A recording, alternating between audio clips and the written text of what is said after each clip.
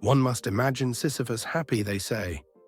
If you've played this game, then you are probably keenly aware of what it feels like to roll a boulder up a hill, to then just watch it roll back down, and then have to start it over again. Among modern video games, few have carved out as profound a philosophical space as Dark Souls. Released in 2011 by From Software and directed by Hidetaka Miyazaki, Dark Souls is often remembered for its punishing difficulty, ambiguous narrative, and atmospheric world design. But underneath its mechanics and mythos lies a deeper concern, one that reaches into the heart of existential philosophy. How do we create meaning in a world that is fading? Set in the crumbling kingdom of Lordran, Dark Souls presents a world on the brink of collapse.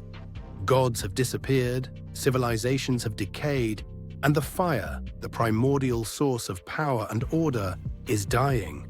Time itself is unstable, looping and fragmenting, and into this twilight landscape steps the player, a nameless cursed undead, marked with the dark sign, doomed to rise again and again after each death. On the surface, the player's journey seems straightforward: ring the bells of awakening, challenge the ancient lords, and decide the fate of the dying flame. But the moral and metaphysical stakes of this journey are anything but simple. In fact, they place the player squarely within a tradition of philosophical inquiry that spans from Heraclitus and Nietzsche to Camus and Heidegger. Let us begin with the condition of the undead, the cursed beings who can no longer die a true death. When they lose purpose or hope, they go hollow. This is not just a physical transformation, but a psychological and spiritual one. Hollows forget who they are. They become trapped in cycles of repetition and madness, no longer agents in the world, but empty vessels. This dynamic invites reflection on the nature of identity. What anchors us in ourselves? Memory, purpose, choice? In Dark Souls, identity is not a given. It is an achievement. Every time the player rises again after death, they resist the pull of hollowing. They assert themselves as someone who still chooses to go on, even when the world no longer makes sense. This connects deeply to the existentialist tradition. In the philosophy of Jean-Paul Sartre and Albert Camus, existence precedes essence. We are not born with meaning, we must create it, often in the face of absurdity, suffering, and a universe that offers no guarantees. The undead, then, becomes a kind of existential hero, cast into a purposeless world, but forging ahead nonetheless. Central to the world of Dark Souls is the first flame, the source of life, disparity, and the age of fire. Its fading signals not just the end of an era, but the unraveling of the entire metaphysical structure that holds the world together. The lords of the first flame, particularly Gwyn, chose to delay this end. Gwyn sacrificed himself to keep the flame burning, to preserve the age of fire, even though this choice came at immense cost.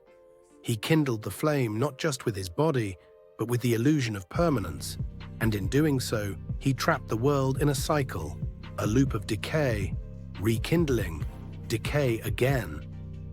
Here the game critiques a familiar myth, the myth of progress, the idea that history advances toward ever greater refinement, order, or enlightenment. But in Dark Souls, progress is a lie told by a god who feared the dark. The world is not moving forward, it is collapsing in on itself, perpetuating the illusion of light to avoid confronting the unknown. The player then inherits a world based on a false choice: preserve the fire or let it die. But what does either path truly mean? At the end of Dark Souls, the player faces a choice: link the fire and become the next Lord of Cinder, prolonging the current age for another cycle, or walk away, allowing the fire to fade and the age of dark to begin. At first glance, linking the fire may seem noble, but as the game hints, it may be nothing more than playing into an ancient pattern of control, one designed to maintain the supremacy of the gods. In this light, linking the fire is not a restoration, but a submission. To walk away, however, to usher in the age of dark, is not simply to embrace nihilism, it is to confront the unknown. It is to accept that the current order has run its course and that clinging to it only delays the inevitable. The game refuses to moralize this choice. It doesn't label one ending as good or evil. Instead, it places the weight of judgment entirely on the player, and in doing so, it forces a confrontation with the essence of moral freedom. There are no guarantees, only the responsibility to choose.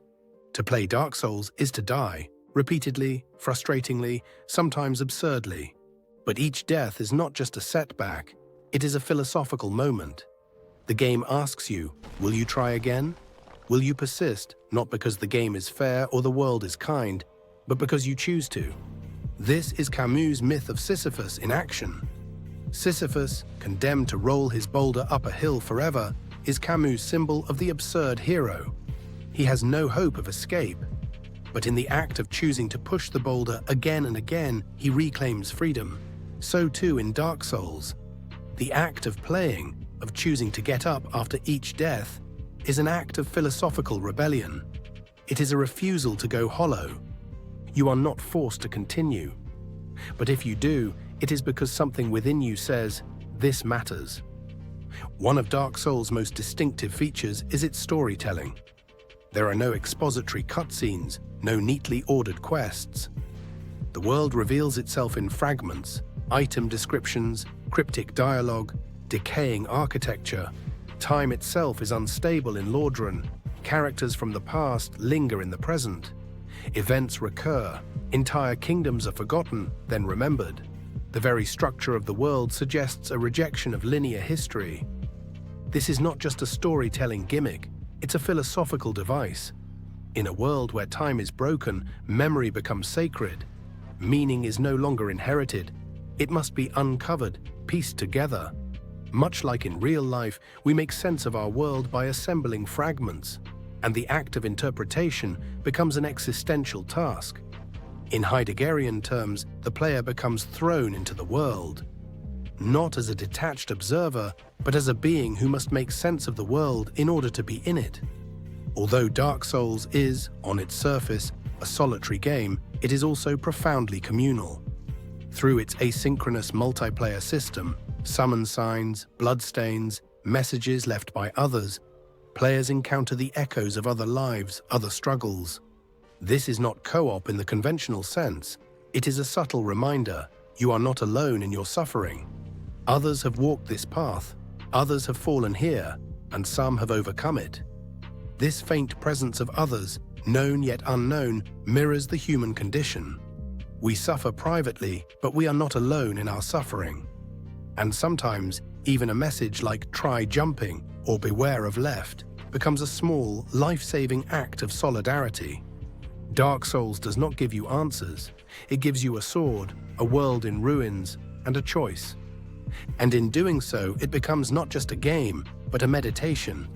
It is a meditation on decay, of worlds, of myths, of selves. It is a meditation on choice, not the illusion of choice, but the real burden of moral and metaphysical agency. And it is a meditation on meaning, not as something handed down by gods, but as something wrestled from the dark, one flame at a time.